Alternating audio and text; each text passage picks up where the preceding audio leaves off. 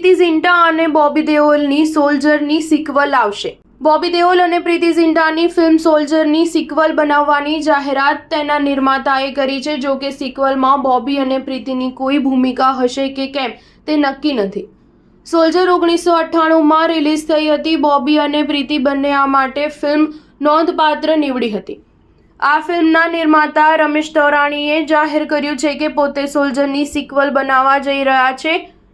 આ ફિલ્મનું શૂટિંગ આવતા વર્ષથી શરૂ થવાનું છે। ફિલ્મની સ્ક્રિપ્ટ હજુ હવે લખાશે, આથી આ તબક્કે કાસ્ટ વિશે કશું જ નક્કી કરાયું નથી। મૂળ ફિલ્મના કલાકારો બોબી અને પ્રીતિ ઝિન્ટાને રિપીટ કરાશે કે કેમ તે પણ હજુ નક્કી નથી। હિન્દી ફિલ્મોમાં રોમેન્ટિક હીરો તરીકે શરૂ કરનારા બોબી દેઓલની કારકિર્દી બાદમાં લથડી પડી હતી। જો કે તાજેતરમાં એનિમલ ફિલ્મમાં નેગેટિવ ભૂમિકા ભજવ્યા બાદ તેની કારકિર્દીની ગાડી પાટે ચડી છે અને તેને અનેક નવી ફિલ્મો ઓફર થઈ રહી છે। બીજી તરફ પ્રીતિ ઝિન્ટા લગ્ન બાદ અમેરિકામાં વસી ચૂકી છે, પરંતુ હાલમાં તે સની દેઓલ સાથેની ફિલ્મ લાહોર 1947 દ્વારા તે કમબેક કરી રહી છે। સ્ટાર ન્યૂઝ 7 હંમેશા સચ્ચાઈની સાથે।